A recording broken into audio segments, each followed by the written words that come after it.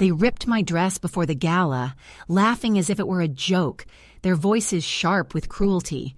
"You won't show up now." I can still hear the sound of fabric tearing, not just silk, but a piece of me. An intimate humiliation performed with careless hands. That moment has stayed in my chest like a shard, and even though months have passed, I can feel the jagged edge whenever I breathe too deeply. I am 74 years old now, living in a quiet apartment above a bakery that smells of warm bread in the mornings and burnt sugar at night. And if anyone asks me who I am, I find it hard to answer, because most of my life I have been defined in relation to others, someone's wife, someone's mother, someone's grandmother, and rarely my own name spoken with weight. But what happened that night, in the hours before the gala, forced me to look at myself without disguise and to admit that I was not invisible, not disposable, not the afterthought they wanted me to believe I had become. You see, when you are an older woman in a family that prizes appearance, youth, and presentation above sincerity, you learn to shrink yourself, to nod when they correct you, to laugh at jokes that are not kind, to accept being placed at the edges of photographs or sometimes erased from them entirely. My daughter-in-law has always been skilled at this performance of control, her eyes scanning a room like a director, her smile tight and sweet for outsiders, but sharp as glass for me. She was the one who insisted I attend the gala, as if including me would prove to others what a generous and modern daughter she was, caring for the old woman in her husband's family. I had doubts, of course. I had heard too many whispers about how I dressed too loudly, how my laughter was embarrassing, how my body no longer fit the image they wished to present. But I accepted her invitation, because I still wanted to believe there was a place for me, even if it was a place in the background. I prepared with care, because preparation is a form of dignity. I took the gown I had saved for years, the one I had bought on a trip to Florence when my husband was still alive, when we believed in anniversaries and celebrations, when I still thought the future had wide doors. It was deep blue, silk that caught the light like water at dusk, a dress I had never dared to wear because every occasion seemed either too small for it or too crowded with people who would not notice. I kept it wrapped in tissue paper at the back of my closet, waiting for the night when I would feel allowed to appear. When she said the word gala, something in me rose and I thought, perhaps this is the moment. Perhaps they will see me not as a burden, but as a woman who still knows beauty. I spent the afternoon getting ready, slowly, deliberately, the way a ritual is done when it matters. I pinned my hair carefully, touched a little powder to my face, opened the velvet box where the necklace from my mother still rested, though I had not worn it in decades. I placed the diamonds against my skin for a moment and then removed them, thinking, not yet. Perhaps later, perhaps when the time is right. It felt too bold, too radiant, and I have been trained all my life to dim my own light for others. Then, as I stood before the mirror adjusting the silk over my shoulders, she came in. Her smile was already rehearsed, her voice pitched in that falsely casual way that hides intent. She circled me like a tailor, but with none of the tenderness, adjusting the fabric with unnecessary force, her fingers tugging as if the dress were a rival to be subdued.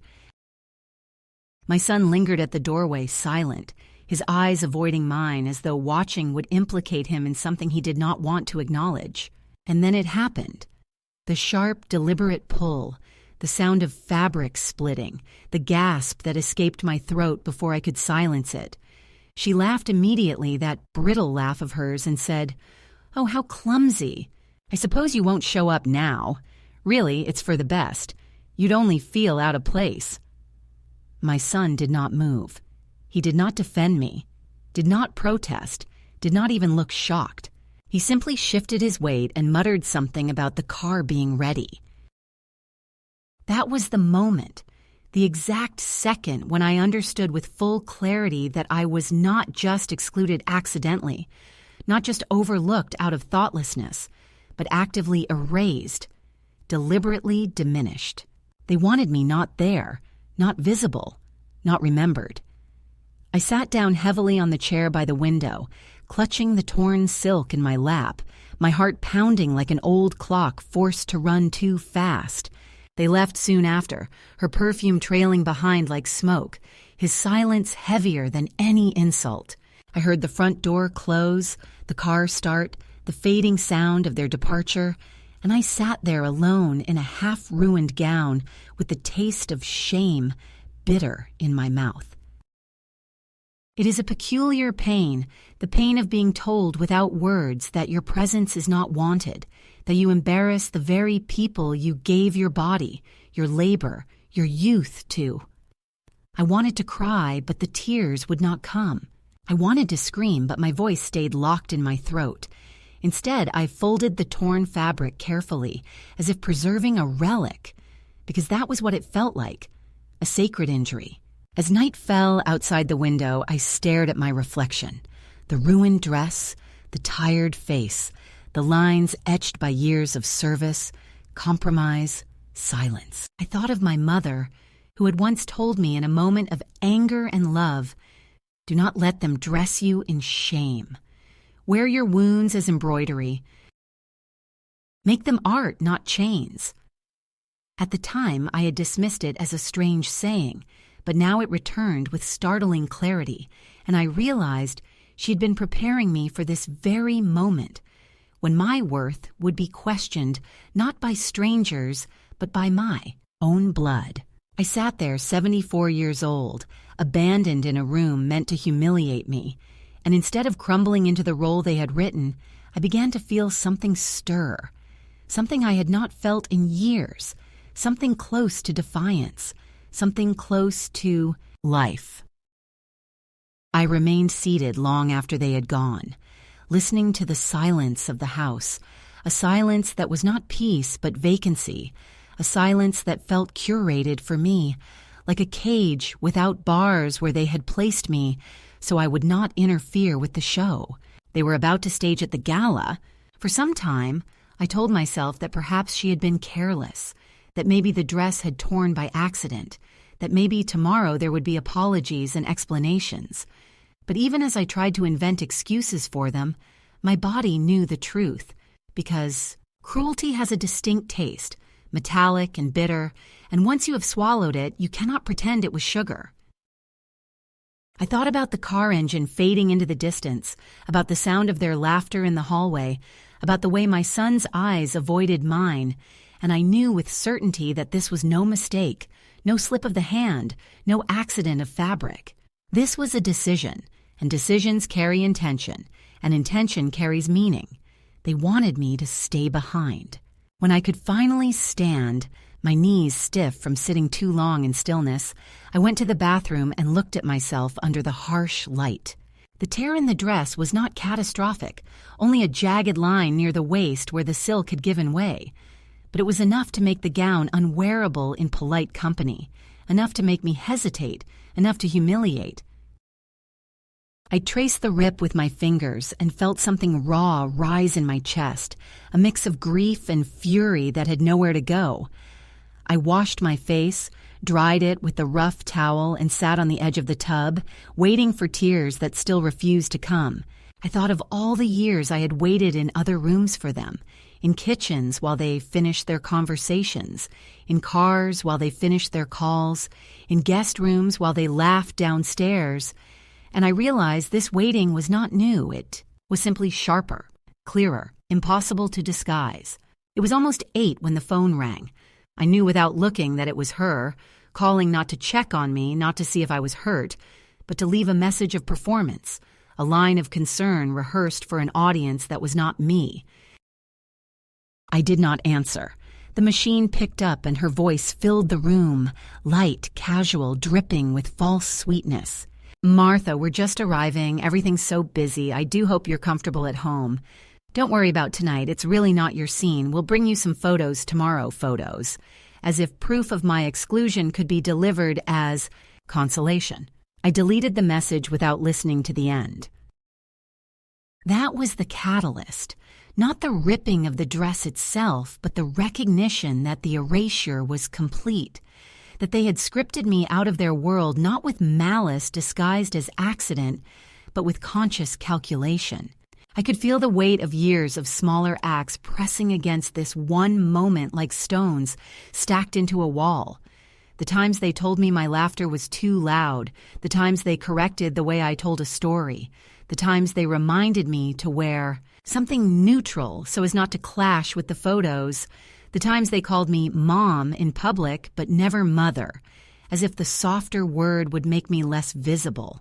And here it was, all of it culminating in a single act of fabric torn, a single sentence of dismissal, a single ride to a gala without me. I walked back into the bedroom and sat on the chair again, the torn dress draped across my lap like a wounded creature, and I thought, this is the end of something, not the beginning. This is the line that separates what I endured from what I will longer endure. I remembered my husband's funeral years ago when my son had stood stiffly by my side but left early because the reception was too long. And I remembered thinking even then that love had limits for him, that convenience shaped his loyalty. Tonight, the limit was me. Tonight I had become an inconvenience so large that they had chosen to remove me altogether, like a blemish blurred from a photograph. But something unexpected stirred beneath the sorrow. In the stillness of that empty house, surrounded by the faint echo of their departure, I felt not just pain but also a strange clarity. If they had abandoned me here, if they had torn my dress and laughed, if they had decided that my presence was a threat to their performance, then perhaps I was free, freer than I had ever been. Because once you are discarded, you have nothing left to lose, and nothing left to lose is a kind of power. I ran my hand along the silk, smooth in places, rough where it had split, and thought, perhaps this dress is not ruined, perhaps I am not ruined either, perhaps what has been torn can be remade into something truer. The phone rang again later that night, his voice this time, short, clipped, impersonal. Hope you're resting. We'll talk tomorrow. We'll talk tomorrow, as if I were a child put to bed before the party, as if he still held authority over my presence, as if his words could contain me. I erased that message too. I stood at the window watching the headlights of cars slide down the street toward the city, toward the gala, toward a night of music and wine and laughter, and I thought, let them have it. Let them stand beneath chandeliers and pretend. Let them smile for the cameras. Let them speak of generosity while practicing cruelty.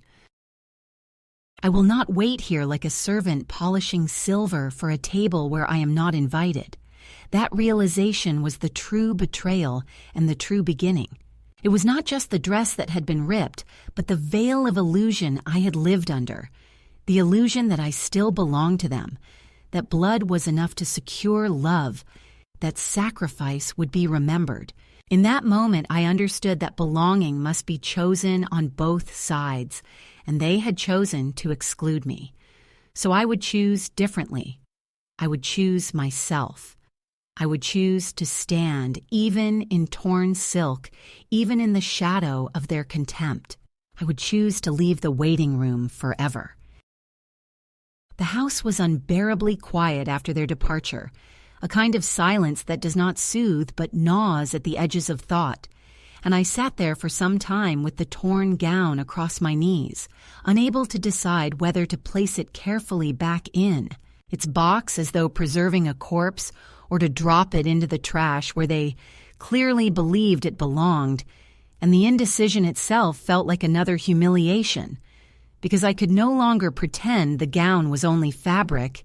It had become a battlefield where their dismissal had left its mark. I rose eventually and walked through the rooms, each space a museum of absence, the chairs pushed neatly into the table as though no one had ever sat in them, the glassware aligned with mathematical precision, the pictures on the wall curated to display everything but me. I had been erased from this household long before the gala, I realized, erased slowly and carefully in ways that seemed polite to strangers, but cut me down piece by piece until the only proof of my presence was the labor of meals I cooked and errands. I ran, all invisible once performed. I returned to the bedroom and tried to distract myself with small tasks, folding stockings, rearranging the contents of my purse, wiping the already clean surface of the nightstand, but the futility of these gestures made me feel smaller with each movement, as if I were practicing the role of ghost they had written for me. I sat again and thought about the history of this erasure, how it had not begun tonight but years earlier, when the children were small and my help was tolerated because it was needed, when I was called upon to babysit or drive or pay for what could not be afforded, when I was thanked with gifts that were not meant for me, scented candles with labels still attached, scarves chosen without thought, objects that signaled obligation fulfilled rather than gratitude felt.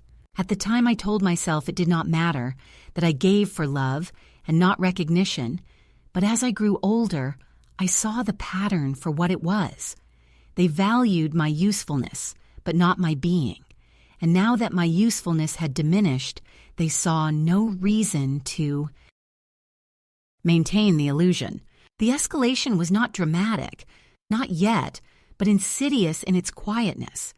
Because once the act of exclusion had been performed, its consequences rippled outward into every corner of the house, every memory I carried, every detail of my own. Reflection. I noticed how the closet space allotted to me was narrow and shadowed, while the rest of the wardrobe gleamed with her dresses in silk and satin, each hanger displaying wealth and youth like trophies. I noticed how the bathroom shelves bore no sign of my presence, no room made for my creams or perfumes, as though even my aging skincare must remain hidden. I noticed how in photographs on the mantel I was missing entirely, not by chance but by choice, cropped out or never invited into frame. These were not oversights, I realized. They were strategies, rehearsals for the finale enacted tonight when the gown was torn and the door closed behind them. And yet, even in that isolation, I found myself remembering who I once was before their judgment narrowed me. I thought of my first job after school, standing behind the counter of a bookstore, earning too little to live on, but enough to buy the occasional second-hand dress, dresses I wore with pride because I had chosen them myself. I thought of nights with my husband when we went dancing at community halls, when he held me as though I were radiant, when I laughed without lowering my voice for fear of being told I was too much. These memories came to me not as comfort, but as reminders that the woman they had tried to reduce into silence was once alive with color, and if she existed then, perhaps she could exist again. The night stretched long, the clock marking each hour with indifferent rhythm, and still I could not sleep. I walked to the window and looked out at the street, the cars parked neatly, the lamplight casting pale circles on the pavement, the distant sound of music from some neighbor's radio. I imagined them at the gala, her dress glittering under chandeliers, his arm stiff around her waist, both of them performing the role of benevolent hosts while I was written out of the script. And then I imagined myself there, not as they would have me, silent, background, invisible, but as I truly am, present, dignified, flawed, but unbroken. The vision was faint but insistent, and it stirred something stubborn inside me. The escalation deepened when I opened the drawer of the nightstand and discovered the velvet box where my mother's necklace lay. I had hidden it away so long ago, telling myself it was too extravagant for me, that it belonged to another kind of woman, not one who cooked and cleaned and aged into invisibility. But when I touched it that night, the coolness of the diamonds against my skin, I felt a spark of defiance I had not known I still possessed. They had torn my dress, but they could not touch this. They could not erase the inheritance of resilience passed down to me through my mother's hands. I placed the necklace around my neck and looked at myself in the mirror. Even with the torn dress draped loosely, even with my hair undone, even with age marking every line of my face, I saw a woman who had not vanished, a woman who could still enter a room and command attention simply by refusing to shrink. And yet the doubts returned quickly, like shadows reclaiming light. I asked myself whether I was being foolish, whether appearing at the gala in patched silk and old diamonds would make me a spectacle of pity rather than strength. I asked myself whether the humiliation would deepen, whether they would smirk and say I proved them right, whether the whispers would circle me like flies.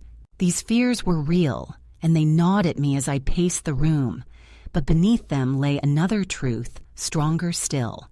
Humiliation had already been inflicted, the wound already delivered, the whispers already spoken in my absence. To appear would not create shame. It would transform it. I remembered then how often I had been told to wait in the car while they shopped, wait at the table while they conversed, wait at home while they traveled. Waiting had become my role, my prison, my identity, and tonight I understood with clarity that waiting was death in slow motion. I would not wait anymore.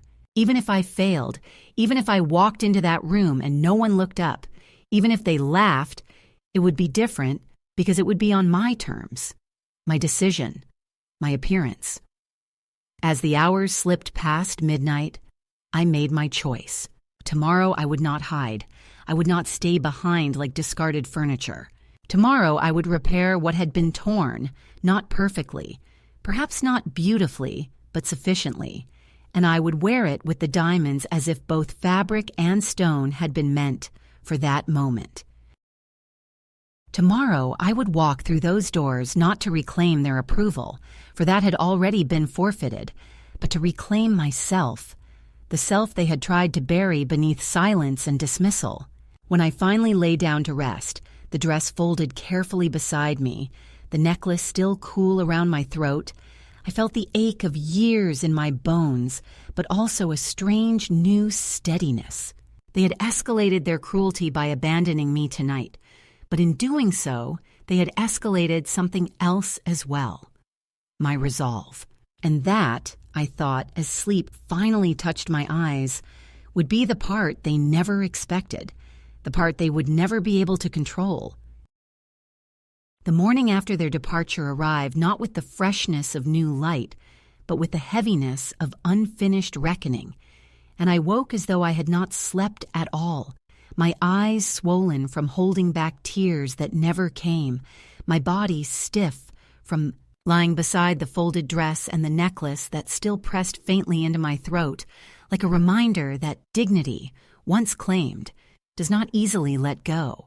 The house was already empty again, for they had left early for errands or appearances, or perhaps simply to avoid the discomfort of facing me after what they had done. And the silence was so thick I could hear the refrigerator hum like a mocking metronome marking the hours of my invisibility.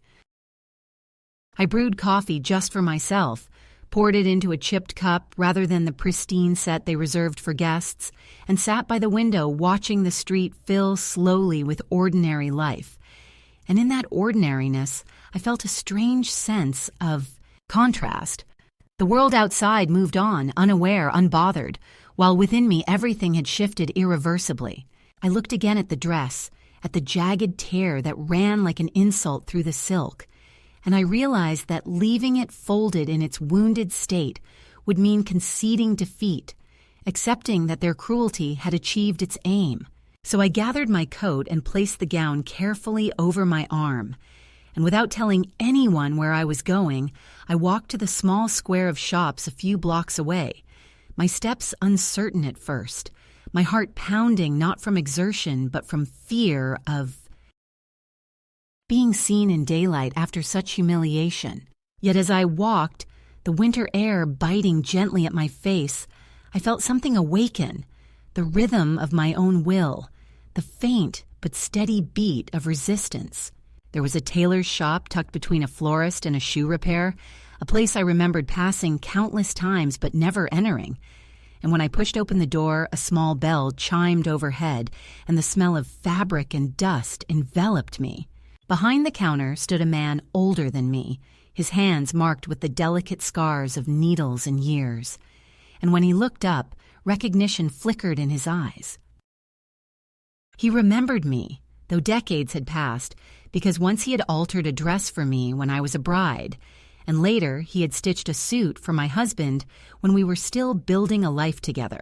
Time had thinned his hair and bent his shoulders, but his gaze was steady and kind, and when I laid the torn silk before him, he did not laugh or question or pity. He touched the fabric gently, as one touches a wound, and said only, "This can be saved." I sat in the chair near the counter as he worked, the sound of scissors and thread filling the quiet, and I thought of how rare it was to be cared for without judgment, to be seen not as a burden but as a customer, a woman bringing something of value to be restored. He did not ask why it had torn, did not press for details of betrayal, though surely he sensed something unspoken in the way my hands trembled. Instead, he hummed softly, an old tune I half remembered from another life, and in that humming I felt my pulse slow, my breath deepen, as though the act of mending cloth might also mend the tear inside me. When at last he finished, he held it up for me to see, and though the scar of the rip remained faintly visible, the gown was whole again, dignified, ready to be worn. I thanked him with a gratitude that felt heavier than money, though I paid him from the small purse I kept hidden from my family, and as I left the shop he said, "Wear it with pride, not apology." Back at the house, I hung the dress by the window so the light could fall upon it, and I placed the necklace beside it, and for the first time in years I looked at these objects not as relics of a past life, but as instruments of a new one. I did not yet know whether I would have the courage to enter the gala, whether my legs would carry me past their stairs, but I knew now that the choice belonged to me alone. The shift was subtle but profound. I was no longer the discarded mother left behind. I was a woman deciding whether to appear, and that decision, that freedom, was already a form of victory. As the afternoon darkened toward evening, I prepared slowly, not rushing, not performing, but inhabiting each gesture as if it were sacred. I bathed and let the water carry away the residue of shame. I pinned my hair with deliberate care. I drew a faint line of color across my lips, not for them, but for me, because looking into the mirror and seeing myself adorned felt like reclaiming ground that had been stolen. When at last I slipped into the mended dress and clasped the necklace around my throat, I did not see a woman ruined by age or diminished by rejection. I saw a survivor of decades, a bearer of memory, a figure who had been told to stay hidden and had decided instead to shine. The house was still empty, the silence unbroken, and as I stepped toward the door, I felt a tremor of fear, but beneath it ran a deeper current of steadiness, as if my mother's voice echoed from some far place. Do not let them dress you in shame. Wear your wounds as embroidery. I touched the scar in the silk where the rip had been, and I thought, yes, this is embroidery now, a stitch of defiance, a mark of survival. And so I walked out into the night not as an afterthought, not as a forgotten relic, but as a woman who had been told no and had answered yes. That was the midpoint of my journey, the moment when silence cracked and agency returned, and though I did not yet know what the evening would bring, I knew with certainty that I would no longer wait behind closed doors while others decided my worth. I would decide it myself, and I had decided to appear. The drive to the gala was longer than I remembered, or perhaps it only felt that way because each passing streetlight seemed to interrogate me, casting my reflection against the window and forcing me to look at myself again and again in the mended dress and my mother's diamonds, and each time I asked whether I was fooling myself, whether courage was only another word for desperation, whether walking into that room would make me strong or ridiculous. Yet with every mile, I also felt my spine straighten a little more, because the decision had been made, and it was mine alone. And once you decide to stop waiting, the world can no longer hold you hostage. By the time the car pulled up to the venue, a grand building glowing with light and chatter spilling into the night, my hands were trembling not with fear, but with anticipation, as though I were approaching not just an event, but a reckoning that had been delayed for years. The moment I stepped out onto the pavement, the air crisp against my face, I saw them. My son and his wife stood near the entrance, greeting acquaintances with the kind of polished smiles that looked convincing to strangers, but to me were masks as transparent as glass. The instant their eyes caught sight of me, I watched the blood drain from their faces, first disbelief, then irritation, then a quick calculation of how to contain me before I disrupted their performance.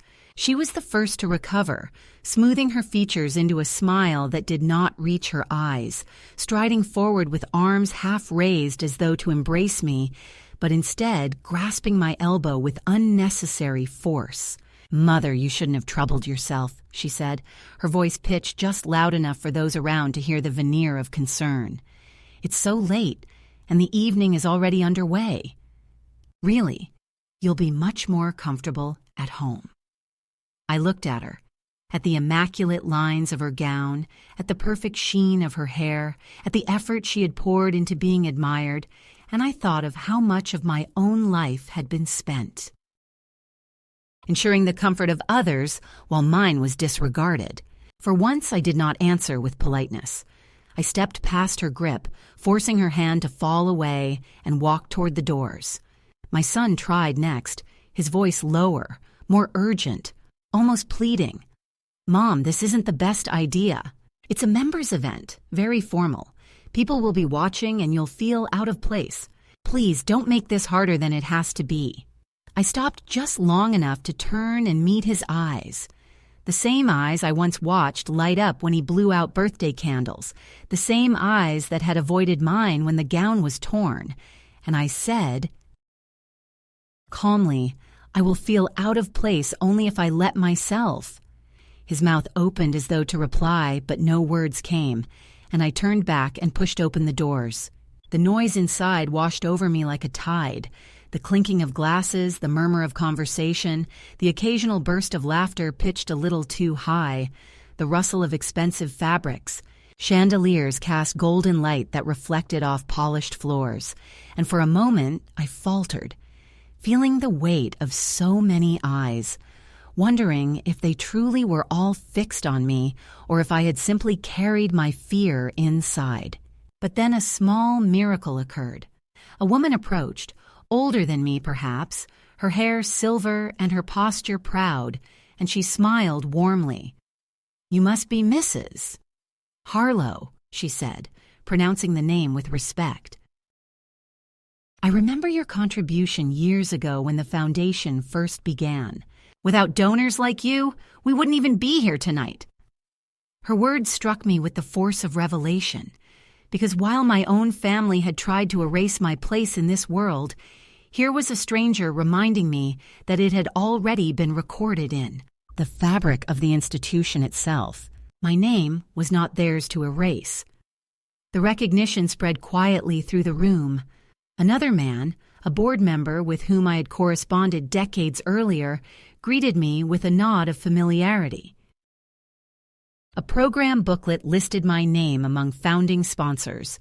It dawned on me with startling clarity that my son and his wife had not anticipated this, that they had assumed history would bend to their will, that if they erased me from their photographs, I would disappear from every photograph. But history has its own memory, and my presence tonight was not an intrusion but a return. I walked further into the room, my heels steady against the polished floor, and the murmurs around me shifted from curiosity to acknowledgement. For the first time in years, I was not invisible. Of course, their attempts to contain me did not end at the doorway. I saw her moving through the crowd with that restless smile, whispering quick explanations into attentive ears, trying to recast me as eccentric, fragile, someone best humored rather than respected. I watched my son trail after her, shaking hands too firmly, laughing a little too loudly, as though their performance could smother the truth of my presence. But each time someone greeted me by name, each time someone recalled my earlier involvement, I felt the threads of their narrative unravel. She caught my eye across the room once, and the look she gave me was not anger exactly, but something sharper, fear disguised as disdain, because she understood that control was slipping. The escalation deepened when the master of ceremonies stepped onto the stage, tapping the microphone to quiet the crowd. He began to thank sponsors, past and present, listing names with the practiced cadence of someone who had done this many times before. And then, as though fate itself had conspired to puncture the story my family had spun, he paused and said, "And we would especially like to recognize one of our earliest supporters, whose generosity laid the foundation for what we are celebrating tonight. Please join me in thanking Mrs. Martha Harlow." The applause was not thunderous, but it was real. Hands clapping, heads turning, faces smiling, and in that moment I felt the spotlight of recognition not as vanity but as justice, as the return of something that had been withheld too long. I stood where I was, not bowing, not shrinking, but simply allowing the acknowledgement to reach me.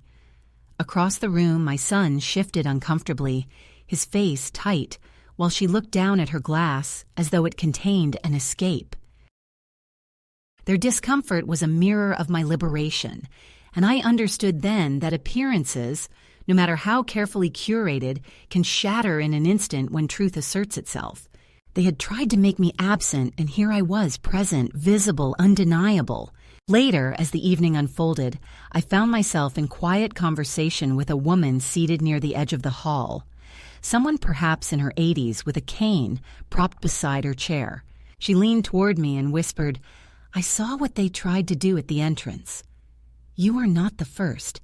I was once told I was too old, too embarrassing to bring. But here we are, still standing." Her words sank into me like water into dry soil, and I felt less alone, less singular, part of a hidden sisterhood of women who had been erased and yet returned. We exchanged no more than a few sentences, but her presence was a balm. The night wore on, the music swelled, the wine flowed, and still I remained, not leaving early as they surely hoped I would, not hiding in corners but walking through the space with calm assurance. I did not need to be the center of attention. It was enough to exist in full view. Yet each glance from my son and his wife, each whisper that faltered when I drew near, each smile that greeted me from strangers reminded me that their power was crumbling. That was the true escalation. Not that they had tried to banish me, but that in doing so they had forced me to reclaim myself, and now they were faced with the sight of what they had tried to bury rising in full dignity before their eyes. When at last the gala ended and people began to drift toward the doors, I felt no fatigue, though the night had been long. Instead, I felt a steadiness I had not known in years, as though the ground beneath me had shifted from sand to stone. I walked past them without a word, without anger, without triumph even, because triumph was unnecessary. Presence itself was victory.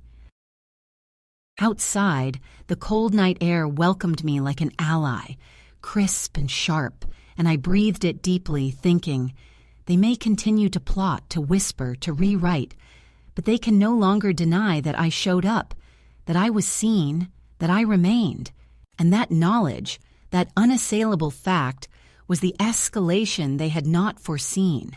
Not only had they failed to erase me, they had exposed themselves as people afraid of a woman who simply refused to vanish. When I returned home after the gala, I thought perhaps that would be the end of it, that the victory of simply being present would be enough to steady me and silence them. But in truth, climaxes are rarely born in public applause. They emerge in the quiet hours that follow when the air of performance has faded and only truth remains. For days afterward, the household was brittle with silence, the kind of silence that vibrates with unspoken words. And though my son and his wife went about their routines with studied indifference, I could sense the unease beneath, the awareness that something fundamental had shifted. I moved through the rooms deliberately, not rushing, not hiding, claiming space as though it were mine by right, because it was, and each small act, pouring tea in the good porcelain, sitting at the head of the table rather than its margins, leaving the necklace out in plain view, was a declaration that the woman they had tried to erase was no longer compliant in her own disappearance.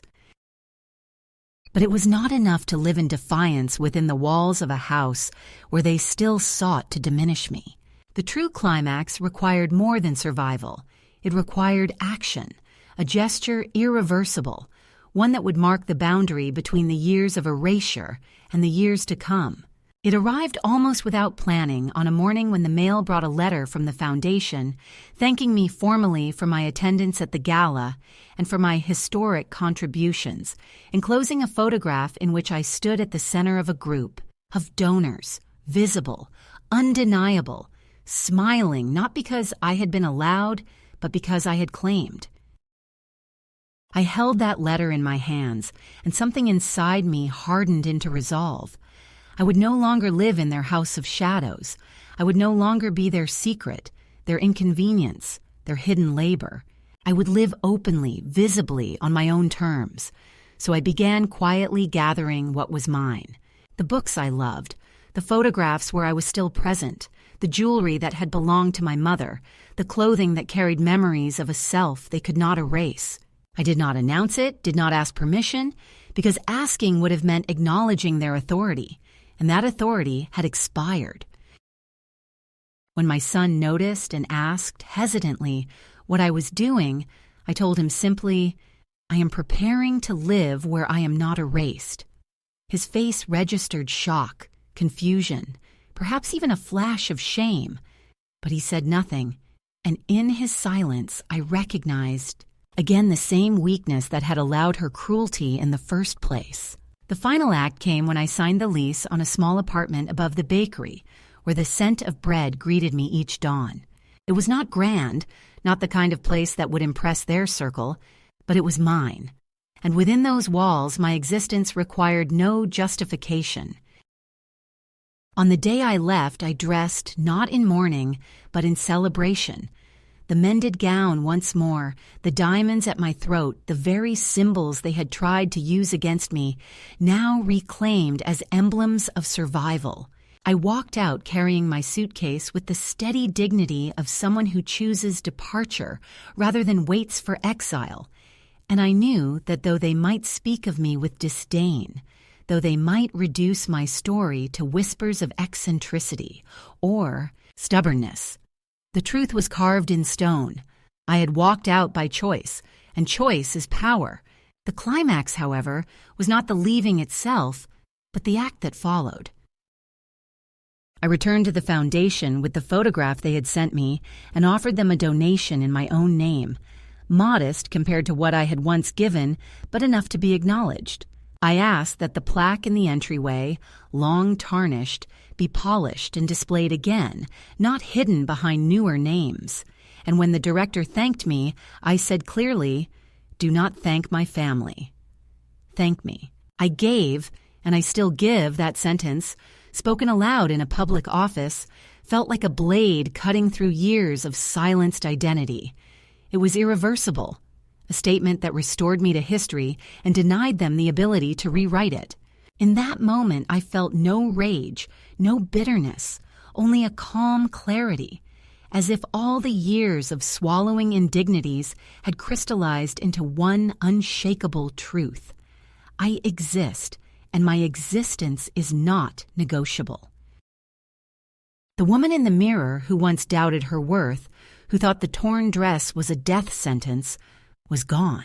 In her place stood a woman who could wear scars as embroidery, who could enter a gala uninvited, who could walk away from the house of humiliation and into the quiet dignity of her own life. That was my climax, not a shout, not a storm, but a steady flame that could not be extinguished. In the weeks that followed, the noise of their house receded like a bad dream, and the sounds of my own life grew distinct and almost sweet.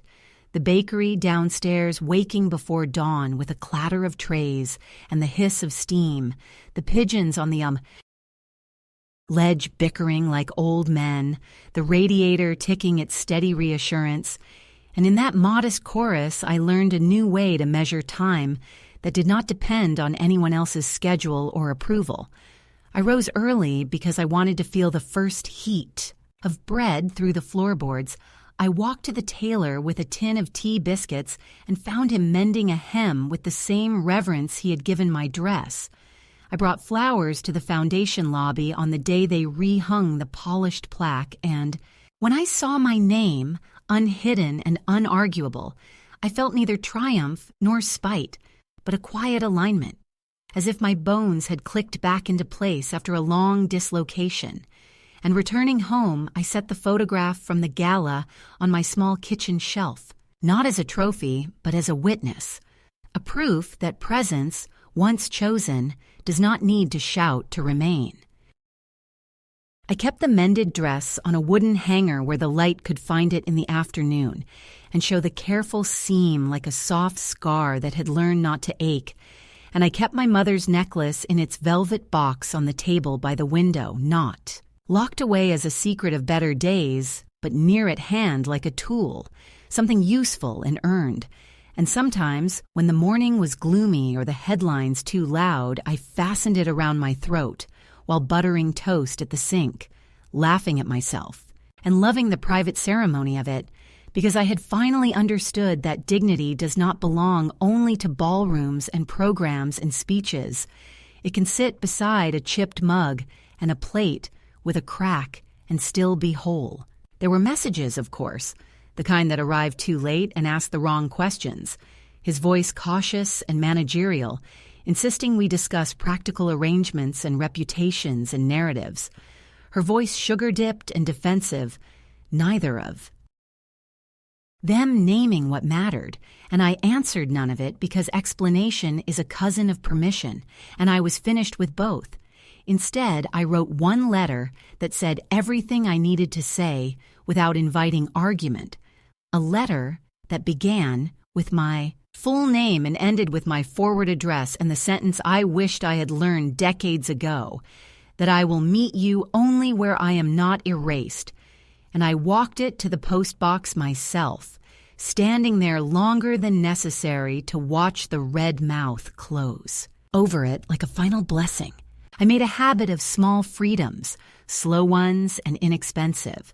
The thrift store where a black wool coat waited for me like a patient friend. The library where the afternoon light made lace across the carpet, and the clerk learned my name in 2 visits. The church basement where I carried chairs for a neighborhood lecture and discovered there is a kind of strength that arrives when your arms are busy and your mind is not apologizing for existing. And on Sundays, I chose music instead of apologies. A record player found for $10 and a stack of old vinyls that remembered how to crackle.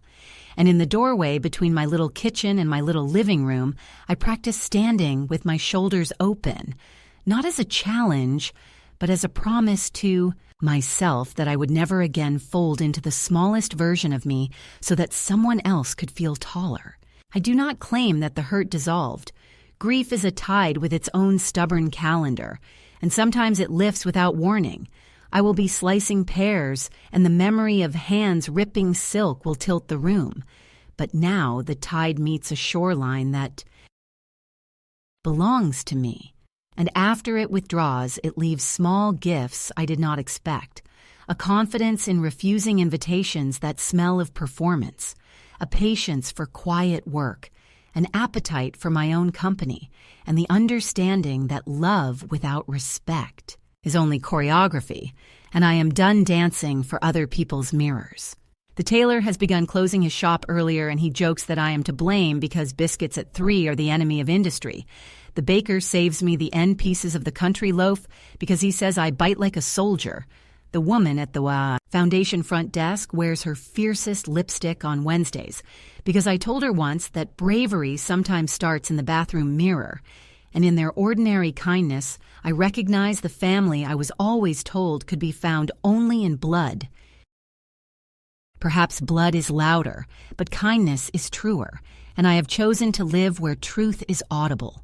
I keep one photograph from the old house, not to wound myself, but to remind myself how far the road has curved. My son, as a small boy with jam on his cheek, grinning into a future he could not see yet. And when I look at it, I feel no vengeance, only the ache of a door I cannot reopen and the clean air that comes when you stop standing in doorways that never led anywhere good. And I bless him in silence from the second-floor kitchen with its stubborn window and its view of a crooked chimney. Not because he deserves it particularly, but because blessing keeps my own hands from hardening, and hard hands cannot hold the next life. If you are listening to me and you are where I was, sewn into someone else's story, instructed to make yourself smaller so their script is neat, then hear me plainly in the voice of a woman who has set down the tray and walked away. You are not late. You are not silly. You are not impossible. You are a door, and if they insist upon locking you, then be the key ring as well. Teach your hands the shape of refusal and your feet the route to the street. Polish your name until it is legible to you even.